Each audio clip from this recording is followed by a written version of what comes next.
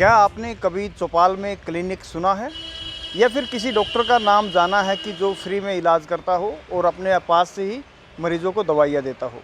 आज हम आपको ऐसे ही एक डॉक्टर से रूबरू कराते हैं जो कि ये नेक काम कर रहे हैं।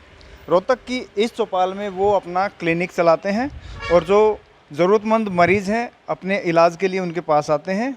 उनका हर मंगलवार और शुक्रवार को doctor R S Dahiya free OPD लगाते हैं। सबसे पहले तो आपसे ये जानते हैं कि ये यहाँ पे क्लिनिक क्यों बनाया आपने?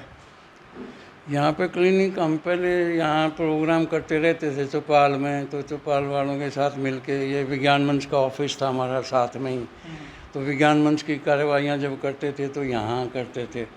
तो यहाँ के जो निवासी हैं जगवीर राठी वगैरह, इन्होंने फिर ये कहा मेरी रिटायरमेंट के टाइम पे कि जी आप यहाँ फ्री क्लिनिक लगा लें तो यहाँ चौपाल में किसान का भला होगा। तो मैं कहा फिर जगह दोगे तो करवा लेंगे। फिर उन्होंने ये कमरा हमें दे दिया था। फिर 2014 से हमने ये, तब से हमारी मंगलवार शुक्रवार को 2 दिन ये 9 से 12 बजे तक हम यहाँ फ्री क्लिनिक लगाते हैं। आप इतनी बड़ी भारी भरकम सैलरी लेते थे पीजीआई से, फिर वो सब छोड़ के अब यहाँ फ्री सेवा करने का मकसद क्या है? नहीं, मैं ऐसे समझता हूँ कि जब मैं पीजी था और जैसे एमबीबीएस में था तो भी मरीज़ों को देखते थे, हम उनसे सीखते थे। और उसके बाद जब सर्जन पीजी की मैंने, तो मरीज़ों पे ही ऑपरेशन करना और वो करना सीखा हमने। और कई बार हो सकता है, ज़रूरी नहीं कि भाई इच्छापूर्ण कोई गलती हुई हो, बिना उसके हो सकता है हमने जो ऑपरेशन जिस ढंग से करना था उससे दूसरे ढंग से किया हो। तो आहिस्ता आहिस्ता मेरी ये भावना बनी कि मरीज़ों ने ही तो मुझे सर्जन बनाया। जिन मरीज़ों से सीख के मैं सर्जन बना हूँ और बनने के बाद मैं कहूँ कि अब मैं इनके इलाज के पैसे लूँगा, तो ये मेरे दिमाग में बहुत गहरे तक गई चीज़ कि भाई जिन्होंने मुझे आज इस स्थान पर पहुँचाया है उनकी सेवा ना करके मैं उनसे अपना पैसे का वो करूँ। तो इसलिए ये सेवा भावना तो यहाँ से अमर हुई आहिस्ता आहिस्ता। और मेडिकल में भी जिसने कहा था हम कोशिश यही करते थे कि मरीज़ का मिनिमम खर्च के साथ जो है उसका इलाज हो जाए, मतलब जो है। और वहाँ से आने के बाद तो यहाँ फिर लोगों ने काफ़ी सहयोग दिया हमें, और दवाई का उसका सारा इंतजाम लोगों से ही मिला हमें मदद जो है। अच्छा, ये दवाइयाँ क्या डोनेशन से आ रही सब? हाँ जी।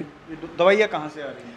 दवाई जो है जैसे जगवीर राठी एक बार दे गए भाई 3000 की ये दवाई है या हमसे लिखवा ली पे, तो बहुत से लोग हैं जिनके नाम गिनवाना तो मुश्किल है। जैसे रेजिडेंट डॉक्टर एसोसिएशन है, उनके लोगों ने भी कई बार मदद की।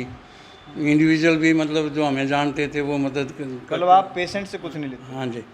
तो वो मतलब पेशेंट से हम नहीं लेते, सब बाई डोनेशन ही, मतलब वो है जो है, चाहे वो दवाई जाके डोनेट कर दें या पैसा दे दें कि भाई आप ये हमारी तरफ से इनकी दवाई ले आना। तो अभी आप 2 दिन लगाते हैं यहीं पे लगाते हैं, 2 दिन ओपीडी?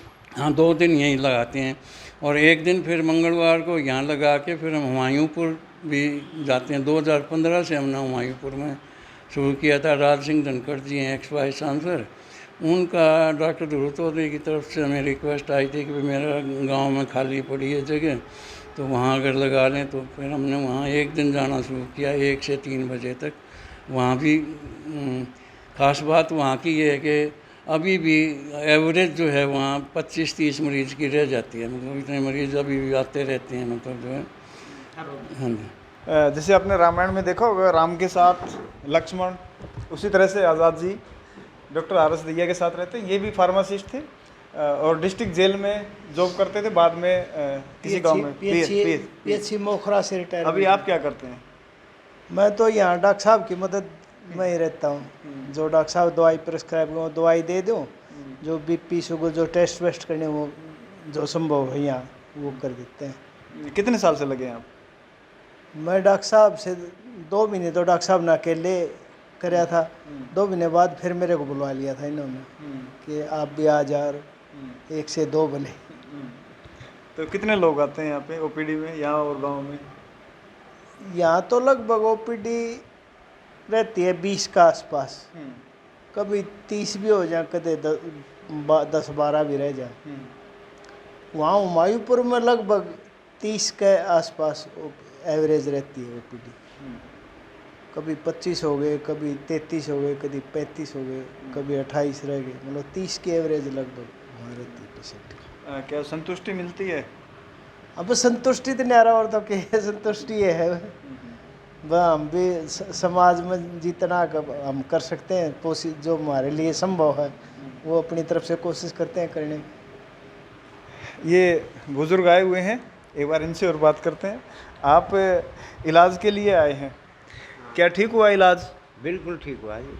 हाँ, क्योंकि कोई कुछ कहता था बस कराटा लिख आया, ब और कुछ लिख आया, लेकिन आजकल जो नए डॉक्टर हैं उनका नया तजर्बा है। जो पुराने हैं वो पुराना है, क्योंकि कुदरत ने हर एक चीज़ दे रखी है ज़मीन पर, पता नहीं किस टाइम की पैदा हो जावा है। हाँ, इसी वजह से इन डॉक्टर साहब का मतलब शुक्रिया अदा करूँ हूँ भाई न ये बीमारी या है और कुछ नहीं है। हाँ बस। फीस कितनी ली डॉक्टर साहब ने? डॉक्टर साहब ने मेरे से कोई फीस नहीं ली, ना ये लेते। मुझे तो 4 साल हो लिए देखते, फ्री सेवा करते हैं लोगों। ऐसे भगवान ने तो ये भेजे हैं अब भाई इस माहौल का, इस देश का नाम ऊँचा करने खातिर रखे हैं ये, क्यों इनकी लंबी उम्र हो रही है। हाँ बिल्कुल, इसीलिए डॉक्टर को भगवान का दर्जा देते हैं। और देखिए आप जिस तरह ये जितनी दवाइयाँ हैं सब डोनेशन से हैं। कोई व्यक्ति आता है डॉक्टर साहब के नेक काम को देख के यहाँ पर इस तरह की मदद कर जाता है कि डॉक्टर साहब बता देते हैं अगर किसी को कुछ डोनेशन करनी है तो वो दवाइयाँ दे सकते हैं। तो ये यहाँ पर एक विशेष ओपीडी चलती है और एक नेक डॉक्टर से आपको हमने रूबरू कराया।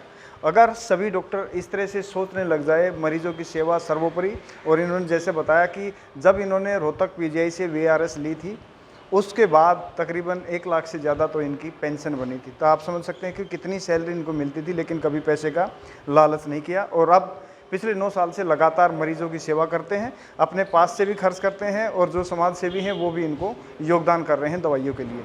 कैमरामैन संजय दांगी के साथ धीरेन्द्र कुमार, न्यूज़ 18 रोहतक।